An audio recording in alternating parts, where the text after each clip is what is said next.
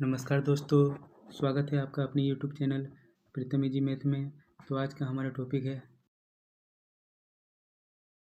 Bactrian यूनानी राज। अगर बात करें बैक्टीरियन यूनानी की तो इस क्षेत्र में जो सबसे पहले आया था वो आया था सिकंदर। सबसे पहले कौन आया था? सिकंदर। सिकंदर कब आया था भारत? 626। सिकंदर भारत कब आया था? 625 से 325 में 326 326 बीसी। कब आया था? 326 बीसी। सिकंदर की मृत्यु कब हुई थी? 323 बीसी। तो यहाँ से जो देखना है हमको इन लोगों को आगे करना है। सिकंदर का मुख्य रूप से सेनापति जो था वो कितने भागों में बटा हुआ था? 2 भागों में। कौन कौन सा? एक था जल और स्थल। जल का सेनापति अध्यक्ष कौन था? जल सेनापति था सेल्यूकस। कौन था? सेल्यूकस। सेल्यूकस। और एक कौन था? निरियाकस। तो यहाँ तक जो देखे थे सिकंदर की कहानी देख के रखे थे सेल्यूकस और निरियाकस की। इससे कहानी आगे करना है। भारत में यूनानी बैक्टीरियन की आक्रमण की बात करें। किसकी बात करें हम लोग? आक्रमण की बात करें। और ये जो आक्रमण होगा ये बैक्टीरियन या यूनानी होगा। इसी को क्या होता है? या तो बैक्टीरियन या तो यूनानी आक्रमण होता है। और ये जो आक्रमण होगा वो आक्रमण होगा भारत पे। और भारत पे आक्रमण करने के लिए जो आएगा वो सिकंदर नहीं बल्कि सिकंदर का जो सेनापति होगा। कौन होगा? सिकंदर का सेनापति होगा। सेनापति कौन है? एक सेल्यूकस और दूसरा निरियाकस। तो एक तो सेल्यूकस आएगा, ये आएगा। कौन आएगा? सेल्यूकस आएगा। लेकिन दूसरा जो आएगा वो निरियाकस नहीं होगा, वो कोई और होगा। तो इसका कोई नाम बताएगा? ये होगा एंटीगोनस। कौन आएगा? एंटीगोनस। ये जो एंटीगोनस है इन दोनों का सेनापति है। किसका किसका? निरियाकस और सेल्यूकस का जो अध्यक्ष होता है, जो सेनापति, मुख्य सेनापति के रूप में जो काम करता है वो सेनापति सिकंदर का जो होता है वो होता है एंटीगोनस। और एंटीगोनस से एज में सीनियर है, आयु में बड़ा है। कौन? सेल्यूकस।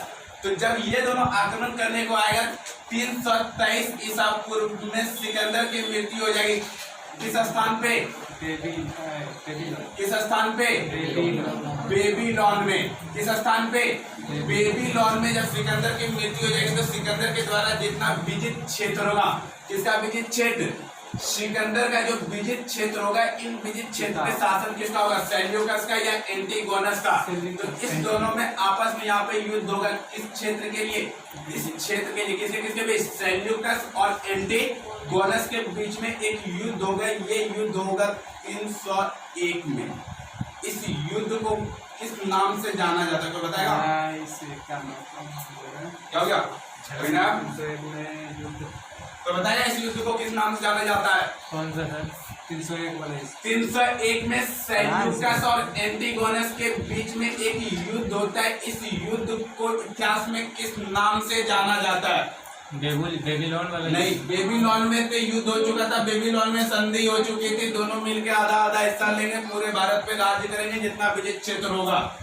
एंटीगोनस के साथ जो युद्ध होता है 301 बीसी में, इसको बोलते हैं इम्पास का युद्ध। क्या होता है इसको? इम्पास का युद्ध।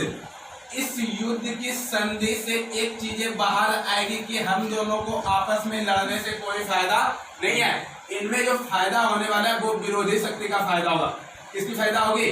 विरोधी शक्ति की। जो इसका एंटी होगा वो उस युद्ध में ये जीत जाएगा। तो भलाई इसी में हम दोनों आपस में मिलकर संधि करते हैं और जितना भी छोटा छोटा राज्य, उन छोटे छोटे राज्यों को हम लोग समाप्त करते हैं। कौन कौन? सेल्यूकस, एंटीगोनस दोनों मिलके एक संधि करेगा 301 में, जिसको बोलेंगे इम्पास की युद्ध या इम्पास की संधि। इम्पास की युद्ध या इम्पास की संधि किसके किसके बीच? सेल्यूकस और एंटीगोनस के बीच में ये संधि होगी 301 में। और 301 में संधि होने के बाद अब यहाँ से कहानी चलेगी आगे कि भारत में जितना भी अन्य छोटा छोटा राज्य होगा उन अन्य छोटे छोटे राज्यों पे आक्रमण करेगा और सबको अपने पास में जितना प्रारंभ करेगा। तब सेल्यूकस वापस भारत आएगा। वापस भारत कब आएगा? 305 बीसी में। भारत कब आएगा? 305 बीसी में, और ये रहेगा 4 बीसी तक। कब से? 305 बीसी से लेके 4 बीसी तक ये रहेगा भारत में। कौन? सेल्यूकस।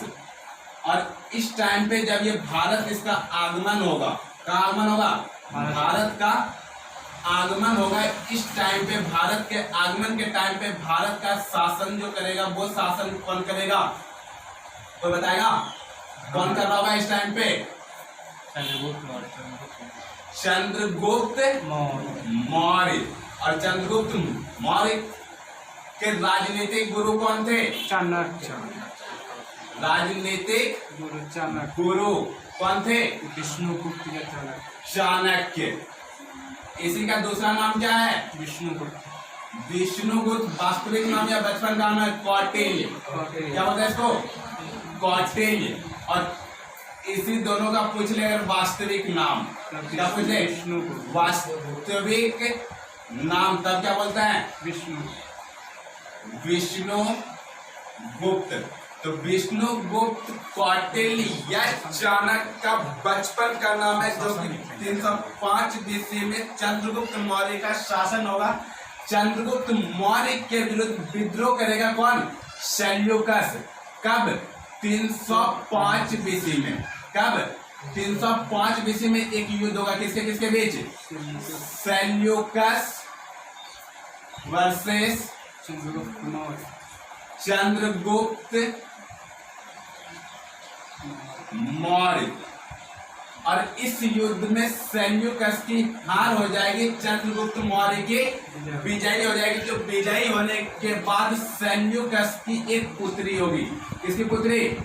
सेल्यूकस की एक पुत्री होगी। पुत्री का नाम कोई बताएगा? हेलेना। पुत्री का नाम हेलेना। इस हेलेना से चंद्रगुप्त मौर्य का करवा दिया जाएगा विवाह। और विवाह करवाने के बाद यहाँ पे वैवाहिक संबंध को स्थापित करने में सफल होगा कौन? सेल्यूकस। किसके साथ? चंद्रगुप्त मौर्य के साथ। और जब चंद्रगुप्त मौर्य के साथ हेलेना का विवाह करवा देगा तो इसी टाइम पे सेल्यूकस चंद्रगुप्त मौर्य को एक राजदूत के रूप में देगा या एक इतिहासकार देगा। नाम को बताएगा क्या है? हाँ, राजदूत या इतिहासकार देगा। इतिहासकार का नाम क्या है? मेगास्थनीज। मेगास्थनीज। कोई बताएगा मेगास्थनीज के द्वारा कौन सी पुस्तक की रचना की गई है? कौन सी पुस्तक की रचना की गई है? इंडिका। कौन सी? इंडिका। और इंडिका में किन बातों का वर्णन है? किसका वर्णन है इसमें? चंद्रगुप्त मौर्य। किसका वर्णन है इंडिका में? मौर्य का। मौर्य वंश का। किसका? मौर्य वंश का। और मौर्य वंश में स्पेशल चंद्रगुप्त मौर्य का। स्पेशल किसका? चंद्रगुप्त मौर्य का। और इस मौर्य वंश में चंद्रगुप्त मौर्य के राजा बनने तक की पूरी कहानी का वर्णन मिलता है इस इंडिका पुस्तक में, जिस इंडिका पुस्तक की रचना करता है मेगास्थनीज। और ये मेगास्थनीज चंद्रगुप्त मौर्य के ससुर जिस सेल्यूकस के द्वारा राजदूत या इतिहासकार के रूप में इसको दिया जाता है। किसको? चंद्रगुप्त मौर्य को। तो इस तरह से धीरे धीरे कहानी बढ़ के आगे आएगी और 305 से लेके 304 बीसी तक सेल्यूकस की कहानी और चंद्रगुप्त मौर्य की कहानी धीरे धीरे भारत में चलते रहेगी। बात करें अगर इससे आगे की, बात करें इससे आगे की, तो उधर पता है 5 राज्य बताए थे विश्व की सबसे बड़े शक्तिशाली राजा कौन थे? जिसका शासनकाल मात्र 5 वर्ष रहा था। ना विश्व का सर। कौन? विश्व का था, बैक्टीरिया का था सर, बता रहे हैं। अशोक को बोले थे, उपाधि मिला था सम्राट का। अशोक सर। और फिर इसको उपाधि मिला था महान का। विश्व का लोग तो सिकंदर के समय सिकंदर से हाँ, भी पहले था। ये इसकी उपाधि है। सबसे विश्व की सबसे शक्तिशाली शासक कौन था? क्या से नाम है? जिसमें 5 राज्य बताए थे। अब कितना टाइम्स करे तुम लोग को? बैक्टीरिया, 3 5 6 तो जीता। सीरिया, अरे नौ की था लगा बेबीलोन। नहीं बता नहीं, पूरा क्या पूछे सर? विश्व के सबसे बड़ी शक्तिशाली राजा कौन थे? बताते हैं। सिकंदर से डेरियस था। नहीं डेरियस प्रथम। ये बोल रहा है क्या? नहीं डेरियस से भी दूसरे नाम बताए थे क्या नाम? साइरस था सर। डेरियस प्रथम बोल रहा है। नहीं, साइरस साइरस साइरस। तो इस टाइम पे जो सबसे बड़ी शक्तिशाली शासक था वो था साइरस प्रथम। ये विश्व की सबसे बड़ी शक्तिशाली राजाओं में गिनती आता था और इस साइरस प्रथम का कुल मिला के मात्र 5 वर्ष शासन था। और इन 5 वर्षों में जो सिकंदर चाहता था विश्व विजयी बनना, बैक्टीरिया पार्थन को जीतने के लिए, वो नहीं जीत सका था, जो इन्होंने साइरस प्रथम ने एक झटके में बड़े आराम से जीत लिया था। तो उस टाइम पे 2 छोटे छोटे राज्य थे, जिसमें पहला राज आता है बैक्टीरिया। पहला राज क्या आता है? बैक्टीरिया। और दूसरा राज आता है पार्थियान। पार्थियान। दूसरा राज्य कौन आता है? पार्थियान। जब इस तरह से सिकंदर की मृत्यु हो जाती है, सेल्यूकस एंटिगोनस दोनों मिलकर शासन करना चाहता है। 301 की इम्पास का युद्ध होता है।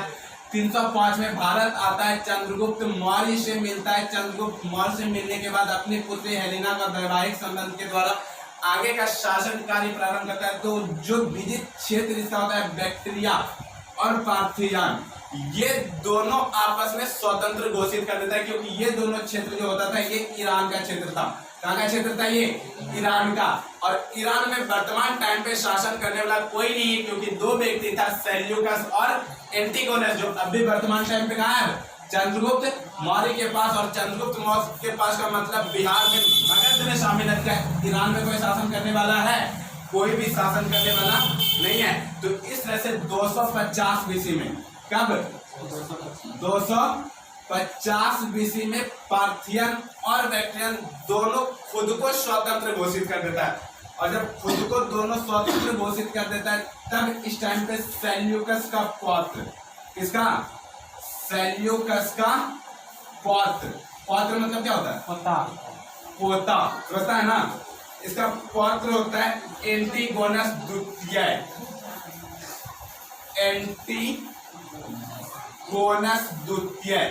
तब एंटिगोनस द्वितीय को भेजता है बैक्टीरिया और पार्थियन में, ये स्वतंत्र खुद को घोषित करता है। इस घोषित किए हुए क्षेत्र पे युद्ध जो हो रहा था, इन युद्ध को समाप्त करने या खत्म करने या विद्रोह को दबाने के लिए, विद्रोह को दबाने के लिए किसको भेजता है? एंटिगोनस द्वितीय को। किसको? यहाँ पे एंटिगोनस है, ध्यान रखना, यहाँ पे एंटिगोनस द्वितीय है। तो ये जो एंटिगोनस द्वितीय है, ये सेल्यूकस का पौत्र है। किसका? सेल्यूकस का पौत्र है। कौन? एंटिगोनस। एंटिगोनस द्वितीय। ये एंटिगोनस बैक्टीरिया और पार्थियन पर आता है विद्रोह को दबाने के लिए। लेकिन इस विद्रोह में दबाने के लिए जो इस टाइम पे बैक्टीरिया का शासक होता है, कोई बताएगा इस टाइम पे बैक्टीरिया का शासक कौन है? अभी बैक्टीरिया का शासक कौन है? नहीं, बैक्टीरिया का शासक है डायोटोटस प्रथम। का बैक्टीरिया का डायोटोटस प्रथम, ये बैक्टीरिया का शासन है। और जबकि पार्थियान का शासक कौन है? पार्थियान का शासक बोलो कोई? असर्कस। कौन है? पार्थियान का शासक असर्कस। बैक्टीरिया का डायोटस प्रथम। इन दोनों के बीच में एक संधि हो जाती है कि अगर कोई आता है हम लोग को दबाने के लिए, तो दबाने कौन आ रहा था? एंटिगोनस द्वितीय। तो एंटिगोनस द्वितीय को ये खुद यहाँ से दोनों मिलके एक साथ में इनको हरा देता है युद्ध करके। किसको? एंटिगोनस द्वितीय को मिलके हराता है। कौन? डायोटस और आर्केस दोनों मिलके युद्ध करता है। और दोनों मिलने के बाद बैक्टीरिया और पार्थियान ये स्वतंत्र घोषित हो जाता है। क्या हो जाता है? ये स्वतंत्र घोषित हो जाता है। ये दोनों के दोनों राज्य, जो कि बड़ा मुश्किल से जीता हुआ राज्य था इसका, स्वतंत्र घोषित। तो क्वेश्चन से पूछता है बैक्टीरिया और पार्थियन किन राजाओं से छीना गया था। अगर पूछे किसके अधीन था तब सेल्यूकस, और किन राजाओं से छीना गया था, ये किसके विरुद्ध आक्रमण हुआ था, तो एंटीगोनस द्वितीय। किसे छीना गया था? एंटीगोनस द्वितीय से बैक्टीरिया और पार्थियन दोनों छीन के दोनों राज्य स्वतंत्र घोषित हो चुका था। कब? 250 बीसी में। कब? 250 बीसी में। तो कुल मिला के यहाँ तक ली, फिर बात बाकी आगे देखेंगे।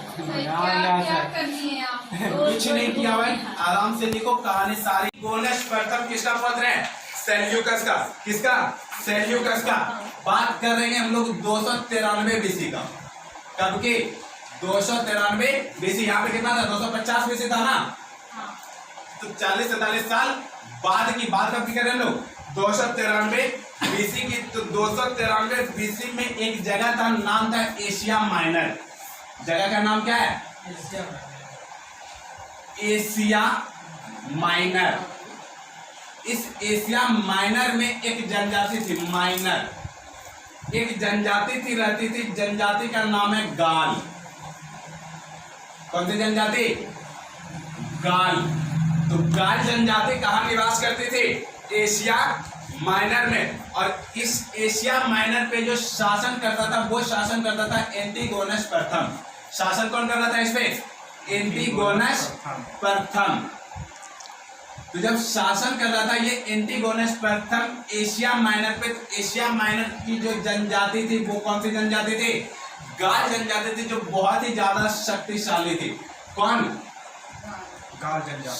शक्तिशाली था। और इस शक्तिशाली जनजाति को पहली बार अगर कोई हराया था, वो हराया था एंटीगोनस प्रथम ने। किन्होंने? एंटीगोनस प्रथम ने। और कब हराया था? तो 293 बीसी में। और इस एंटीगोनस प्रथम ने एशिया माइनर की जनजाति गाल को हरा के इन्होंने यहाँ पे 2-3 उपाधि धारण की थी। ये उपाधि इसकी बहुत ज्यादा प्रसिद्ध है। ध्यान से इसका यहाँ से सिर्फ उपाधि याद रख लेना। कोई बताएगा कि कौन कौन सी उपाधि धारण की है? कोई भी उपाधि। पहला उपाधि धारण किया था यहाँ पे शॉर्टर की।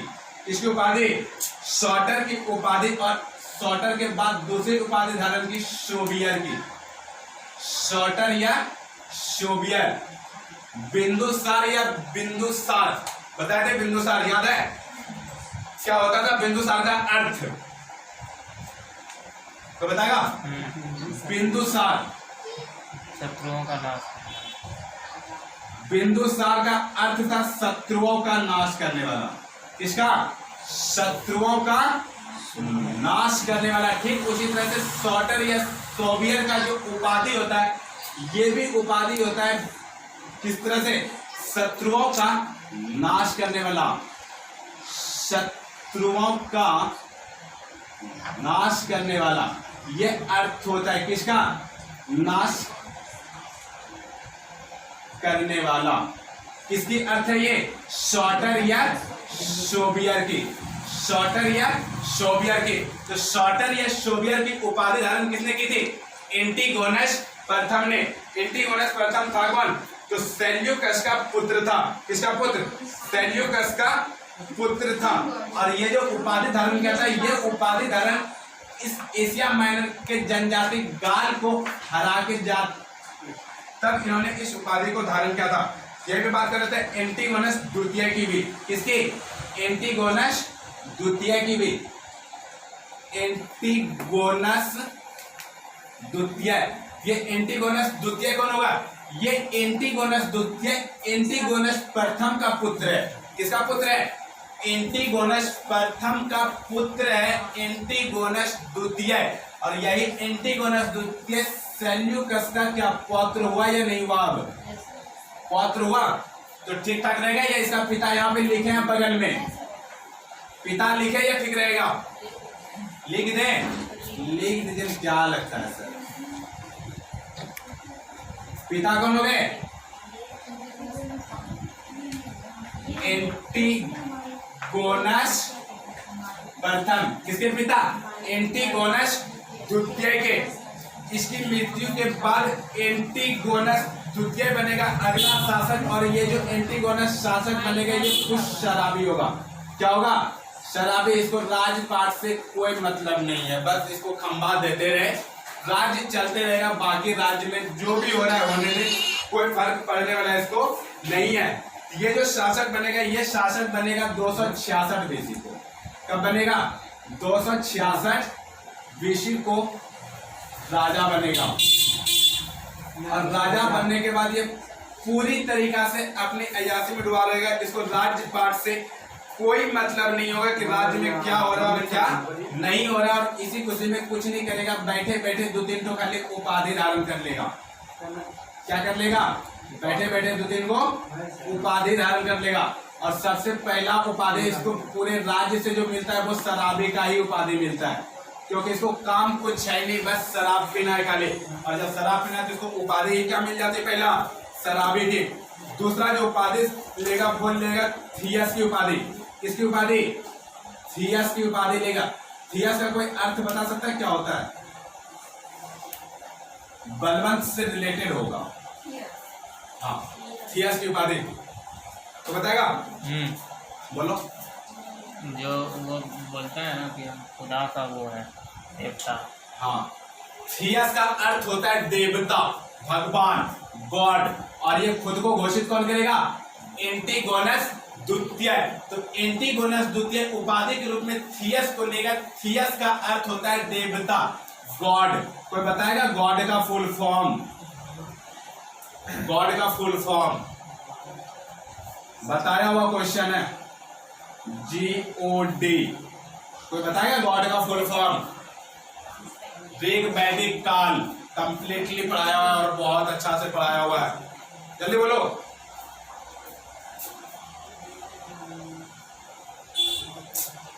इसीलिए इसको अय्यासी राजा भी कहते हैं।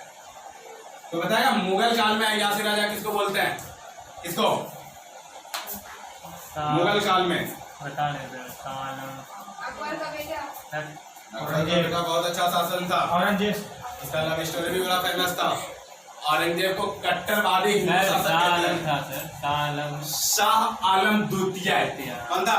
शाह आलम द्वितीय एक नंबर का अय्याज शासक था। ठीक उसी तरह से यहाँ पे एंटीगोनस द्वितीय एक नंबर का अय्याज शासक है।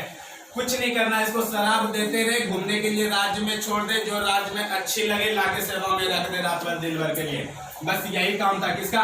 एंटीगोनस द्वितीय का। इससे ज्यादा इसको कुछ भी नहीं चाहिए। बाद बाकी जिसको लेके जाना है जाओ, रखना है जिंदगी भर रख, नहीं रखना है तो छोड़ दे, कोई मतलब नहीं है। उपाधि धारण क्या किया है? थियस का। थियस का अर्थ क्या होता है? देवता। देवता को क्या कहते हैं? गॉड। गॉड का होता है जनरेटर, ऑपरेटर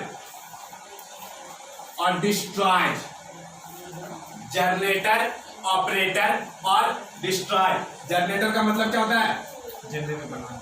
निर्माण करता। जनरेटर का मतलब क्या होता है? निर्माण करता। ऑपरेटर का मतलब होता है पालन करता, पालन करता। और डिस्ट्रॉय का मतलब होता है विनाश करता। क्या होता है? विनाश करता। और ऐसे चिंपे सिर्फ 3 ही भगवान है। हिंदू धर्म में कितना भगवान है कोई बताएगा? पूरे हिंदू धर्म में कितना भगवान है? 10 करोड़ से ज्यादा। 10 करोड़ से ज्यादा। और कोई?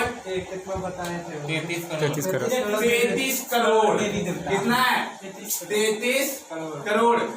एक्चुअल में ये 33 करोड़ नहीं, ये जो देवता है ये देवता है 33 कोटि। कितना है? 33 कोटि। कोटि को लिखने के चक्कर में गलती से वो करोड़ हो गया है, और आज तक वही चल रहा है 33 करोड़। तो एक्चुअल में ये 33 करोड़ नहीं, भगवान कितना है? 33 कोटि है हिंदू धर्म में। और इस हिंदू धर्म में भी ये जो 33 कोटि, ये 33 कोटि मात्र 3 भाग है। मात्र कितना भाग है? 3 भाग है। कौन कौन? सबसे पहला ब्रह्मा, सबसे पहले ब्रह्मा। दूसरा विष्णु, दूसरा विष्णु। तीसरा महेश, तीसरा महेश। इस 3 के अलावा चौथा कोई नहीं है। इस 3 के अलावा चौथा कोई नहीं है। तो इसी में जो ब्रह्मा है वो जनरेटर है। ब्रह्मा कौन है? जनरेटर। ये निर्माण करता है। ये सिर्फ निर्माण कर सकता है, निर्माण के अलावा इसको दूसरा कोई काम नहीं है और ना ही कुछ आता है ब्रह्मा जी को। ब्रह्मा जी को अगर कुछ आता है तो इसको सिर्फ निर्माण करने आता है, इसको बनाने के लिए आता है, इससे ज्यादा इसको कुछ भी नहीं आता है। दूसरा बात करें ऑपरेटर, ऑपरेटर कौन है? विष्णु जी। ऑपरेटर कौन है? विष्णु जी। विष्णु जी को सिर्फ पालने आता है, इसको खिलाने पिलाने आता है, इससे ज्यादा इसको कुछ नहीं आता है। किसको? विष्णु जी को। तीसरा आता है डिस्ट्रॉय, महेश, जिसको सिर्फ और सिर्फ विनाश करने के लिए आता है, इससे ज्यादा इसको कुछ भी नहीं आता है। ये कहता है निर्माण करता, पालन करता और विनाश करता, यही है गॉड। इक्वल टू क्या है? गॉड। मूवी देखा है तुम लोग OMG? Yes sir. प्रेस रावण अक्षय कुमार, ये चीज दिखाया क्या है? सर ऐसे मत बोलिए, गुस्सा आ जाएगा। कौन? ये अरे हमको नहीं, ये वो कौन होता है हमसे गुस्सा आने वाला? हमसे गुस्सा है भैया। इधर सब करें, इसको सब करें। तो इस तरह से सिर्फ ये भगवान अगर देखेंगे तो वो कितना है? 3 है। तो ध्यान रखना, आज के बाद बाकी संस्कृति के हिसाब से वो 33 कोटि है। कभी भी कोटि होता क्या है? कोटि होता क्या है? सर टाइम हो कोटि गया। को समझना हो तो 15-17 मिनट का वीडियो मेरे फेसबुक पे पोस्ट है, जाके देखिए। सर टाइम हो गया। टाइम हो गया है, जाने नहीं है इधर।